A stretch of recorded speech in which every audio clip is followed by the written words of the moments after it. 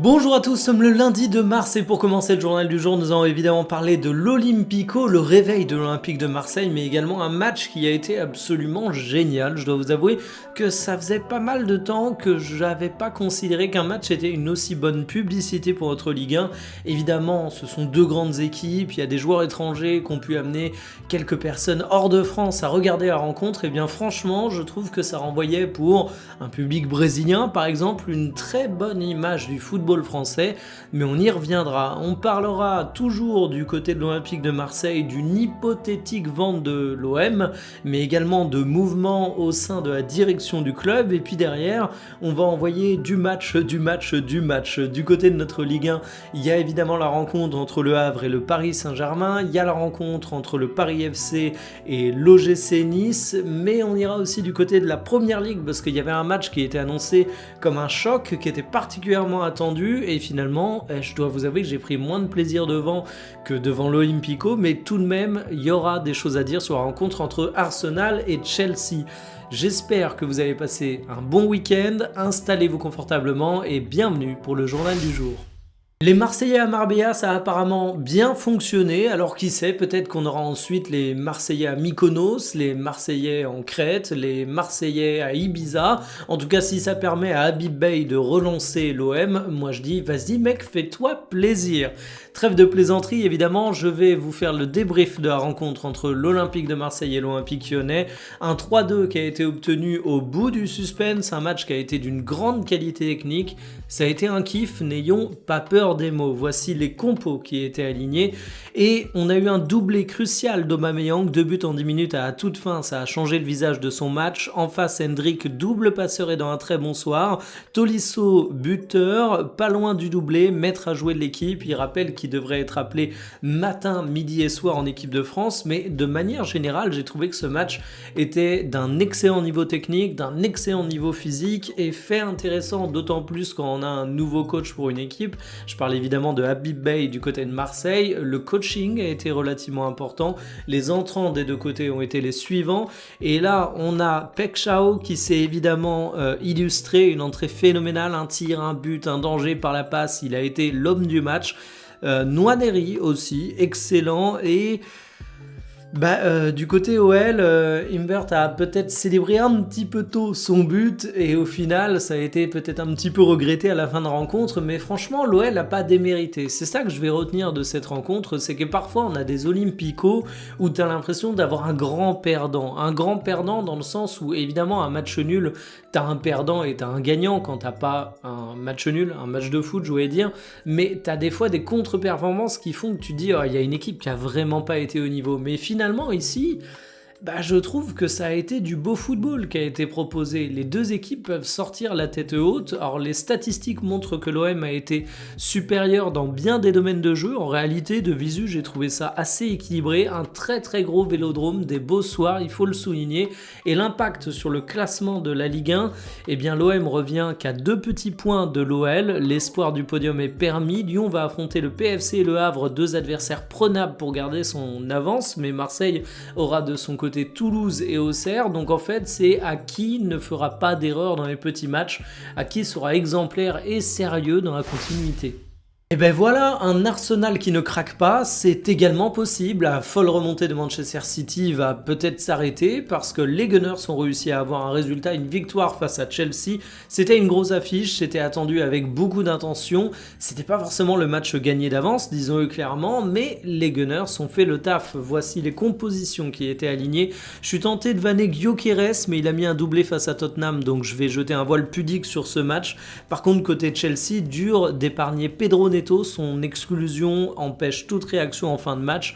En positif, Raya qui fait un match très sûr, ta charnière aussi. Et en face, Caicedo et James ont finalement fait un côté droit relativement imposant, relativement fort, relativement respectable. Mais de manière générale, j'ai trouvé que c'était pas forcément la rencontre du siècle. Et il y a un signe qui est assez parlant, c'est le fait que les 3 buts ont été inscrits sur corner. Alors on sait que les coups de pied arrêtés, c'est devenu un petit peu la spécialité d'Arsenal.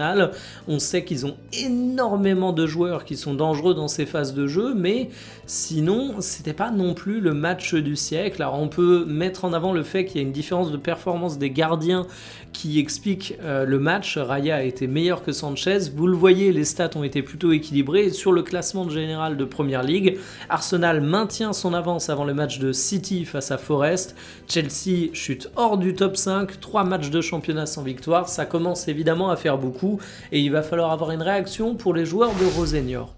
Le pompier Antoine Kombouaré fait des merveilles au Paris FC. En tout cas, il avait opéré de nombreux changements pour cette rencontre face à l'OGC Nice. C'était une rencontre qui était attendue parce que les deux clubs sont dans une situation relativement délicate. C'est une courte victoire obtenue 1-0, mais c'est une victoire qui est relativement importante puisqu'elle casse une dynamique négative. Voici les compos qui étaient alignés.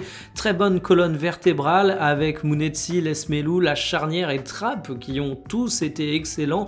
Je peux pas en dire autant des offensives du PFC où ça a été de moyen moins à moyen plus. En face, c'était également solide, mais plus solide que spectaculaire. J'attends l'électrochoc Claude Puel et je pense que je peux l'attendre jusqu'à la fin de saison parce que finalement, cette OGC Nice, c'est une équipe qui n'a pas été très dynamique, qui à certains moments pouvait même être apathique. Ils ont eu la possession, mais ils n'ont pas réussi à tromper la vigilance d'un excellent Kevin Trapp qui a évidemment fait la différence au cours de cette rencontre. Les statistiques vous donnent l'image d'un match qui a été équilibré, mais surtout à mon goût, un match qui a été relativement mou et terne. Tu sentais que c'était un peu deux équipes en souffrance qui savent pas trop ce qu'elles font là dans le classement général de Ligue 1, parce que les impacts sont finalement assez mineurs. On a le Paris FC qui passe devant l'OGC Nice, mais t'es dans une situation un petit peu bizarre. T'as pas trop à craindre la relégation si on est honnête, parce que les poursuivants ils sont quand même assez loin et surtout relativement faibles, mais en même temps t'as rien d'autre à espérer, parce que évidemment les places européennes sont à des années-lumière devant. Donc c'est un peu une fin de saison bizarre pour Paris FC, pour OGC Nice. Tu te retrouves à devoir patienter, à devoir pas trop foirer tes matchs, mais alors pour lancer une dynamique positive c'est délicat. Au moins du côté du Paris FC, Kombouaré est habitué à ce genre de situation. L'Olympique de Marseille n'est pas à vendre selon son propriétaire, Franck McCourt le répète sans cesse, mais du côté de la Provence, on avance que le propriétaire américain exigerait 1 milliard d'euros pour vendre le club, et vous connaissez la formule, il n'y a pas de fumée sans feu, et généralement quand il y a des infos du style qui fuitent, elles sont téléguidées, et ça veut peut-être dire qu'il y a la possibilité d'une vente. Bon, en tout cas, c'est une possibilité théorique, parce que si tu veux vendre l'OM à 1 milliard d'euros, c'est un petit peu comme si moi je voulais vendre ma Clio 2 à 45 000 euros, c'est-à-dire que ça revient à dire que j'ai pas envie de la vendre. Parce qu'à ce prix-là, il y aura évidemment personne pour acheter. De toute façon, on rappelle que Franck McCourt, il a acheté l'OM il y a environ 10 ans pour 45 millions d'euros. On peut dire que ce serait une bascule financière majeure s'il arrivait à conclure cette vente, mais il a investi beaucoup d'argent dans le club. Pas autant qu'1 milliard, mais c'est tout de même à souligner. On verra de quoi l'avenir sera fait du côté de Marseille, mais en tout cas du côté de la direction, ça bouge. Pablo Longoria est parti, il a été remplacé par Alban Justé, un profil peu médiatisé qui était déjà dans le club, qui est présenté comme un ancien contrôleur de gestion, de métier, ce qui est plutôt rigolo étant donné les sujets qu'on évoque aujourd'hui pour l'Olympique de Marseille. C'est pas forcément clinquant, mais c'est pas de clinquant dont a besoin l'Olympique de Marseille, je ne cesse de le dire. Il y a beaucoup d'interrogations sur l'avenir, d'un point de vue direction, passer le mercato estival, passer cette fin de saison, d'un point de vue vente ou pas, mais ça c'est un serpent de mer depuis des années au final. Reste que va falloir répondre présent sur les terrains, parce que les enjeux à court terme, ils sont là pour Marseille. Quasiment 4 buts attendus pour finalement n'en mettre qu'un petit. Voilà le match du Paris Saint-Germain en déplacement au Havre. Et ce qu'on va retenir, c'est évidemment l'inefficacité offensive du PSG, même si en face, tu as eu un beau gardien. Et j'ai quand même l'impression que je répète ça à longueur de match des Parisiens. Voici les compos qui étaient alignés. Gonzalo Ramos, c'est sans doute le grand perdant du soir. Il est même pas rentré. Il aurait pu être titularisé, étant donné que c'est un match où tu faisais pas mal tourner, mais tu sens qu'il a vraiment reculé dans la hiérarchie.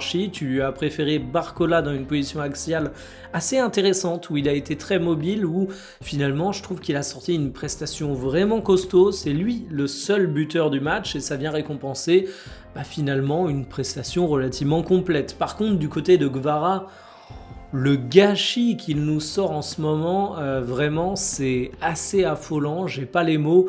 On peut ajouter à ça un penalty tiré par Désiré Doué qui n'a pas été transformé. Il y a une petite interrogation en ce moment sur qui doit transformer les penaltys du côté du PSG, parce que tu as pas mal de joueurs en manque de réussite, et finalement, ça commence à faire beaucoup de sujets du côté de Paris.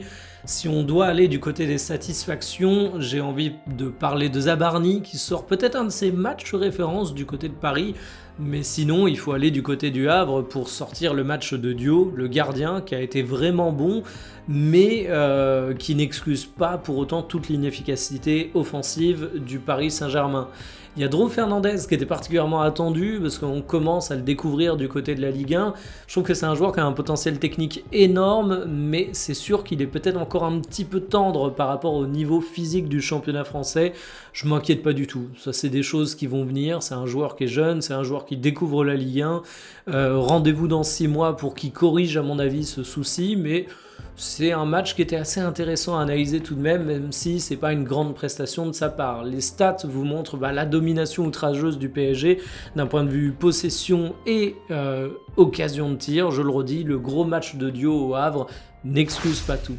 Terminé pour le journal du jour, je m'excuse si vous entendez quelques bruits de travaux à côté, j'essaierai de gommer ça un petit peu au montage. Alors c'est pas parce que je suis à Dubaï en train de tourner dans une tour et que je veux rentrer en France comme certains influenceurs, non, c'est juste qu'il y a des travaux chez mes voisins.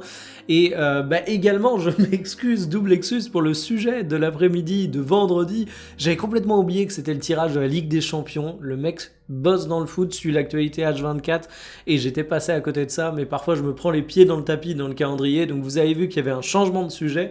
Je ferai quand même cette fameuse vidéo de la tier list parce que pour être transparent avec vous, elle est déjà écrite, donc évidemment elle sortira.